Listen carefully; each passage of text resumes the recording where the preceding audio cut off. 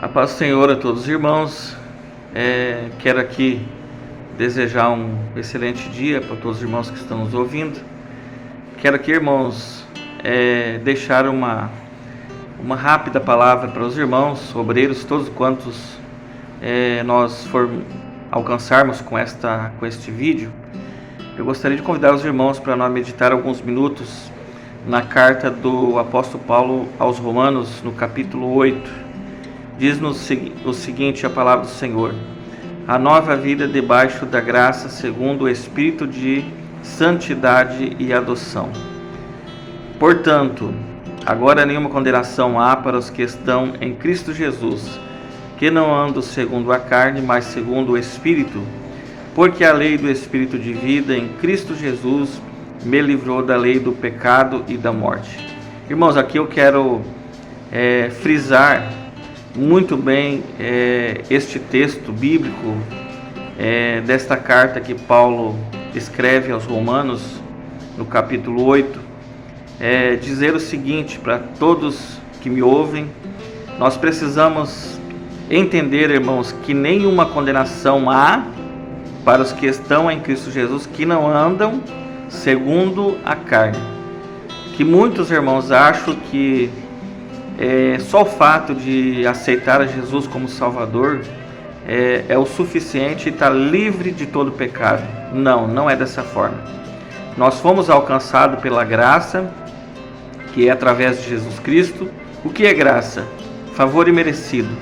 Ou seja, nenhum do ser humano merecia essa graça, essa misericórdia da salvação sobre a vida de cada um de nós.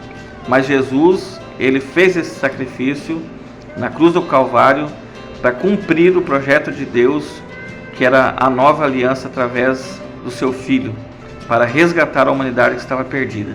Ou seja, mediante o sacrifício que Jesus fez na cruz do Calvário, nós precisamos entender que as coisas não são fáceis do jeito que muita gente acha que é. Quando fala nenhuma condenação há, ela está condicionada às pessoas que obedecem. O que mais nós temos hoje dentro das igrejas, pessoas que estão querendo que a igreja se adeque com a sua forma de viver. Ou seja, nós que aceitamos a Jesus, nós que precisamos se enquadrar na palavra do Senhor e obedecer, senão esta graça dispensada sobre as nossas vidas não surte efeito. Porque a palavra ela é bem clara, irmãos, está condicionada à obediência. Que tem muitos dentro da casa do Senhor que serve ao Senhor, por exemplo, da maneira que acha que serve. Se nós irmos lá para o sacrifício que foi apresentado de Abel e de Caim, não foi os dois sacrifícios que o Senhor aceitou. Simplesmente aceitou aquele sacrifício de Abel, que na verdade não era pelo que foi ofertado, mas a forma que foi ofertado. E da mesma forma, na dispensação da graça, irmãos, não é nós aceitarmos Jesus e achar que nós estamos com a nossa salvação garantida. A nossa salvação, irmãos, nós conquistamos a cada minuto, a cada segundo das nossas vidas, e por isso nós precisamos tomar muito cuidado. Muitas vezes a pessoa acha que está em Cristo, na verdade, mas muitas vezes Cristo não está nele. E para surtir, irmãos, o efeito dessa redenção, dessa graça sobre as nossas vidas, não basta nós acharmos que estamos em Cristo. Cristo precisa estar em nós. E tem muita gente que acaba aceitando Jesus e cometendo muitos erros, muitas falhas, muitos pecados, e acha ainda que está tudo certo porque nós estamos vivendo a dispensação da graça. A dispensação da graça, irmãos, ela nos dá liberdade para servir ao Senhor e para viver uma vida enquanto nós estivermos aqui, sabendo nós que somos peregrinos, forasteiros nessa terra, e essa graça ela dá liberdade para nós viver. Quando nós olharmos para o Evangelho de João, capítulo 17, onde Jesus faz oração ao Pai pedindo que protegesse, que guardasse nós, que continuaríamos na terra, ele apresenta, ele falando assim: Pai, eu não peço que tire do mundo, eu peço que livre do mal. Ou seja, irmãos, todos os dias nós somos tentados, todos os dias nós somos, estamos suscetíveis a erro, a falha, a pecar, mas basta nós entender que para efeito da graça sobre as nossas vidas nós precisamos obedecer, que não é aqueles que andam segundo a carne. O fruto da carne nós já sabemos, que é a morte, que é a prostituição, que é a mentira, que é a lascívia, a concupiscência da carne. Tudo isso são os frutos da carne. E nós, quando olhamos para o fruto do Espírito, nós vemos mansidão, longanimidade, tudo isso faz parte dos frutos do Espírito. Por isso que nós precisamos tomar muito cuidado, irmãos, quando a palavra ela fala assim, nenhuma condenação há, mas isso requer de nós algo em troca.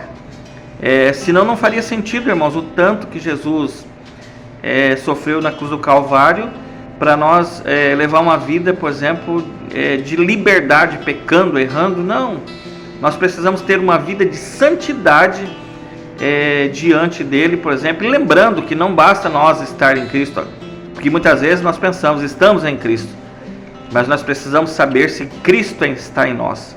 E quando Cristo está em nós, irmãos, nós sentimos a diferença, nós evitamos errar, pecar, falhar, e mesmo se isso acontecer, por exemplo, nós logo então vem o arrependimento, porque o Espírito de Deus estando nos nossos corações, irmãos, não tem como nós persistir na falha e no erro. Ele aponta para nós, você errou, nisso você pecou, e aí veio o arrependimento, e através do arrependimento vem logo em si o perdão de Jesus sobre as nossas vidas. E aqui eu quero agradecer a todos. E aonde chegar essa palavra, irmãos, seja fiel a Deus. Todo mundo tem, todos nós que aceitamos a Cristo, que servimos ao Senhor, nós somos tentados todos os dias. Todo dia tem uma oportunidade para nós errar. Mas na verdade as misericórdias do Senhor são novas a toda manhã. Ou seja, amanheceu o dia, a misericórdia que foi aplicada ontem na sua vida, hoje ela se renova. Ou seja, se você falhou ontem, você falhar hoje e se arrepender, porque nós, olhando para a palavra do Senhor, o Senhor ele exige que nós não rasgamos as nossas vestes, mas que nós venhamos rasgar o nosso coração. Quando falar de rasgar o coração, é você se humilhar, jogar aos pés de Cristo e falar, Senhor, eu não sou nada, tenha misericórdia da minha vida.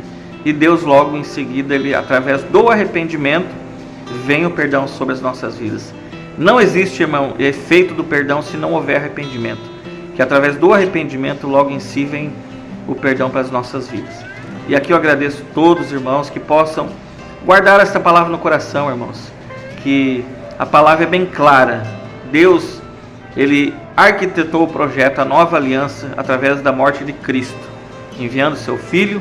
Mas, irmãos, isso não vai ficar de graça, nós precisamos ser fiel a Ele.